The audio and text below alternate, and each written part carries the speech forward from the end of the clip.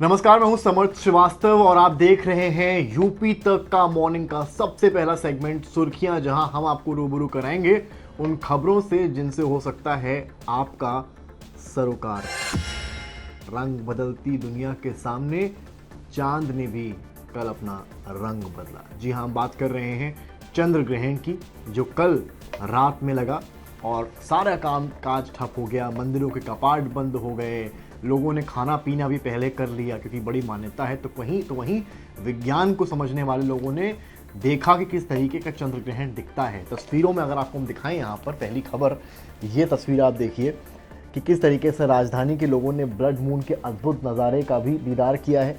ये रात 10:15 की तस्वीर है, ये 10:32 की तस्वीर है, ये 10:47 और ये 11:15।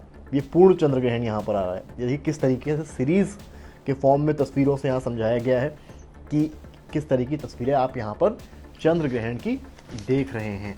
क्या होता है ब्लड मून? चंद्र ग्रहण के दौरान सूर्य और चंद्रमा के बीच पृथ्वी आ जाती है। ऐसे में पृथ्वी की छाया चांद पर पड़ती है और चांद का आंशिक भाग या फिर पूरा चांद दिखना बंद हो जाता है। पूर्ण चंद्र ग्रहण के दौरान ब्लड मून या रक्तम चंद्रमा एक विशेष अवस्था होती है। तो कुल मिलाकर जो तस्वीरें हैं वो ये बताती हैं कि इस तरह का माहौल था।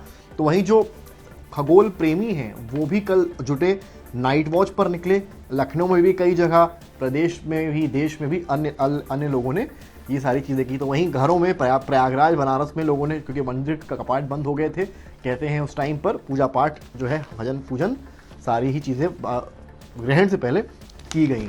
इसके अलावा बड़ी खबर उत्तर प्रदेश से बाढ़ को लेकर है। बाढ़ फिलहाल थमने का नाम नहीं ले रही है। प्रयागराज में 5वीं बार बाढ़ आ गई है, जिसका असर वाराणसी में भी देखा जा रहा है। छोटा बघाड़ा, दारागंज, ये सारे इलाके प्रयागराज में डूब गए हैं। तो वहीं लेटे हुए हनुमान जी को गंगा मैया ने एक बार फिर से स्नान करा दिया है। तस्वीरें केवल प्रयागराज की नहीं हैं, बल्कि वह पश्चिमी यूपी में मथुरा की है, आगरा की है, जहां पर बाढ़ ने एक विकराल रूप ले लिया। यमुना मैया उपनाई हुई है, चाहे बात मथुरा की हो और चाहे बात हो आगरा की, वहां इस तरह की तस्वीरें देखी जा रही हैं। अब एक तस्वीर आपको दिखाऊंगा, ये आगरा की तस्वीर आप देखिए। कालिंदी नदी यानी कि यमुना मैया, किस तरीके से उनका प्रवाह बढ़ा हुआ है और इस तरह की तस्वीरें आप यहाँ पर देख सकते हैं। अखबार लिखता है कि यूपी में बाढ़ का कहर है, सैकड़ों गांव जो हैं टापू बन गए हैं, लाखों की आबादी प्रभावित है। आगरा मथुरा में शहर की कॉलोनियों में पानी घुस गया है, लोगों को सुरक्षित स्थान पर भेजा जा रहा है। तीसरी बार गंगा, यमुना, चंबल का जलस्तर खतरे के निशान के पार आया है। तो वहीं अवध में सरयू का जलस्तर घटा है, लेकिन क्योंकि आप भी जानते हैं बाढ़ जब घटती है तो डेंगू, मलेरिया जैसी बीमारियां लाती है और कुछ ऐसे ही आसार अवध में देखे जा रहे हैं। क्राइम से जुड़ी एक खबर है, काफ़ी दिल दहला देने वाली खबर है और ये खबर आ रही है फर्रुखाबाद से, जहां शोधे ने साथियों के साथ महिला को पेट्रोल डालकर जलाया और उसमें महिला की मौत हो गई। फर्रुखाबाद में खौफनाक वारदात हुई है। दोस्ती का दबाव बना रहे थे, घर से दवा लेने के लिए निकली महिला को शोधे ने साथियों के साथ पेट्रोल डालकर जला दिया। शनिवार को हुई इस घटना के बाद महिला को लोहिया अस्पताल लाया गया, यहां से सैफई रेफर कर दिया गया। यहां इलाज के दौरान रविवार को यानी कि कल महिला की मौत हो गई है। महिला के पिता ने शोधे और उसके खिलाफ और 5 अज्ञात साथियों के खिलाफ रिपोर्ट दर्ज करा ली है। ये बड़ा मामला देखने में प्रतीत होता है कि शोधों से परेशान होकर, समझिए महिला ने किस तरह से अपने आप को बचाने की कोशिश की होगी और फिर जब महिला ने उनकी बात नहीं सुनी तो उस पर ही पेट्रोल डाल दिया, बेचारी जल गई और उसमें मौत हो गई है। यानी कि एक दिन पूरा वो तड़पी होगी और उसके बाद उसकी मौत हो गई है। तो ये एक बड़ी क्राइम की खबर है जो उत्तर प्रदेश से हमको साफ देखने को मिल रही है।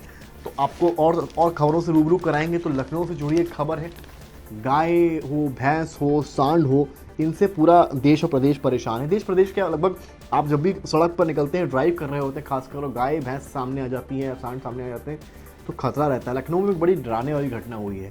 बाबा पोते पर गाय ने हमला किया। कुंडरी रकाबगंज वार्ड के खुजहा इलाके की घटना हुई है। क्या खबर है वो दिखाने से पहले तस्वीरों में आप समझिए। कुल मिलाकर ये लखनऊ की बड़ी खबर में आज गिनी जा रही है, जहां पर बाबा पोते जा रहे थे। सीसीटीवी फुटेज आपने यूपी तक पर देखा ही है कि किस तरीके से फुटेज आपको देखना, आपको यूपी तक को देखना पड़ेगा, वहाँ पर आपको ये पूरा फुटेज दिखाई पड़ेगा। लेकिन फिलहाल तस्वीरों में अगर आप समझें तो यहाँ आप देखिए किस तरीके से जो बाबा और पोते साथ में जा रहे हैं, आगे बढ़ेंगे, आगे गाय ने हमला कर दिया है और फिर गाय और साथ में आप देखिए किस तरीके से लगातार हमला यहाँ पर जारी है। तो इसके अलावा सड़कों पर मवेशियों का कब्जा है, यानी कि अन्य तस्वीरें भी अखबार छाप रहा है कि और किन किन जगहों पर जो है मवेशियों का खतरा बना हुआ है। आइए जल्दी से खबर समझ लेते हैं क्या है कि जो है कल शनिवार देर शाम को बच्चे को लेकर टहल रहे बुजुर्ग पर हमला कर दिया है गाय ने। इस दौरान मौजूद एक अन्य गाय भी हमलावर हो गई, यानी कि 2 गाय ने अटैक किया। ये रहे आसपास लोग मौजूद थे जिन्होंने जानवरों को खदेड़ा, वहां से दोनों को एडमिट कराया गया है, डिस्चार्ज हो गए हैं, चोटें आई हैं लेकिन हालात सामान्य हैं। नगर निगम कह रहा है कि हमला करने वाली गाय ने कुछ समय पहले बच्चिया को जन्म दिया था जिसकी मौत हो गई। इसके बाद बांध कर रखने से गाय बेचैन थी, इसी के चलते कुछ समय छोड़े जाने पर बच्चे को देखकर हमलावर हो गई। जल्द ही हमलावर गाय को पकड़ने के साथ ही पालक पर नियमानुसार जुर्माना लगाया जाएगा। सवाल ये है कि अगर सारी ही कहानी आपको मालूम थी तो आप इंतज़ार किस चीज़ का कर रहे थे, घटना होने का या घटना को और गंभीर रूप लेने का? ये नगर निगम से भी सवाल होना चाहिए, क्योंकि ये कहानी एक जगह, इलाके, एक देश, एक प्रदेश की नहीं है बल्कि हर जगह की है जहां आए दिन हमले होते हैं जानवरों के। पीटी परीक्षा हुई है, परीक्षा जब भी बड़ी होती है तो स्टेशन के क्या हाल होते हैं वो भी आपको दिखाते हैं। रेलवे स्टेशन की तस्वीर आप देखिए कि चारबाग पहुंची ट्रेनों के हर कोच में पीटी अभ्यर्थियों का कब्जा। इस तरह के माहौल में बच्चे आते हैं, एक परीक्षा देने आते हैं और जाते जाते आते आते 2 इम्तिहानों से गुजरते हैं। एक ट्रेन पकड़कर घर से एग्ज़ाम सेंटर आने का इम्तिहान, और एक एग्ज़ाम होने के बाद इस तरह से भगदड़ में ट्रेन में सवार होकर अपनी सीट लेकर वापस अपने घर जाने का इम्तिहान। तो इस तरह के इम्तिहानों से जो पीटी का अभ्यर्थी हैं वो गुजरे हैं। 1 लाख से अधिक ने पीटी की परीक्षा दी है। महिला और दिव्यांग कोच तक चढ़े मिले अभ्यर्थी, क्योंकि हालात इस तरीके के थे। आपातकालीन खिड़कियां बनी रास्ता, यानी कि जो आपातकालीन खिड़कियां थी उसके ज़रिए ये सभी लोग जो हैं ये चढ़े नज़र आए हैं। शेरू ने पहुंचाया था 1 टन बारूद, यानी कि जो खबर आपने यूपी तक में देखी थी पंथरा को लेकर, जहां पर धमाका हुआ था, उसको लेकर भी अपडेट है। पुलिस ने 25,000 रुपये के इनामी 2 आरोपितों को गिरफ्तार कर लिया है। शेरू ने पहुंचाया था 1 टन बारूद। शेरू को बारूद सप्लाई करने वाले की तलाश में जुटी पुलिस। रिश्तेदारों के घर में भी भंडारण का शक है। तो ये कुल मिलाकर बड़ी खबरें हैं। पॉलिटिकल खबर से हम इसका अंत करेंगे, लेकिन आप समझिए कि मायावती जो है वो पूरी तरीके से एकदम एक्टिवेट हो गई हैं दोबारा से, यानी कि उन्होंने एक बार फिर से प्रक्रिया बढ़ा दी। फिर चाहे आकाश आनंद की बात हो या उनके ससुर की बात हो, इस तरह की तस्वीरें देखी जा रही हैं। और अंग्रेजी अखबार ये लिखता है कि Mayawati plans come back with grand event on Kanshiram death anniversary, यानी कि कांशीराम की डेथ एनिवर्सरी पर मायावती एक बड़ा इवेंट, ग्रैंड इवेंट प्लान कर रही हैं। 9 अक्टूबर को कांशीराम जी का जो डेथ एनिवर्सरी है वो है। पूरा बसपा कैडर जो है वो लखनऊ में जुटने वाला है। इसमें कौन कौन जुटेगा आइए जल्दी से वो समझ लेते हैं।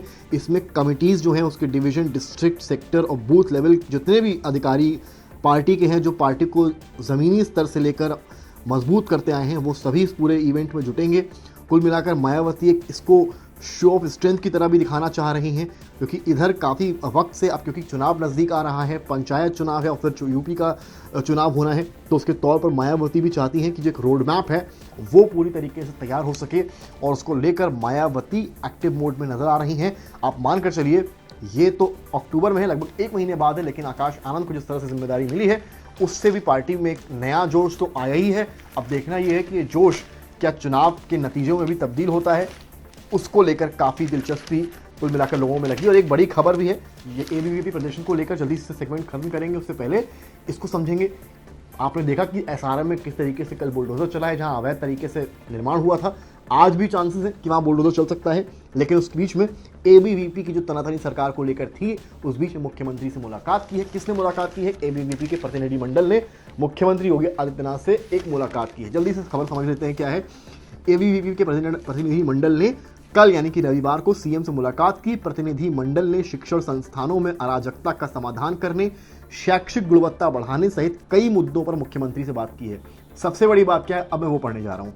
मुलाकात के दौरान हाल ही में श्री राम स्वरूप मेमोरियल विश्वविद्यालय में छात्रों और एबीवीपी के कार्यकर्ताओं पर लाठीचार्ज के मामले में निलंबित किए जा चुके पुलिसकर्मियों के अलावा दोषी अन्य लोगों पर भी कार्रवाई की चर्चा इस मुलाकात में हुई है।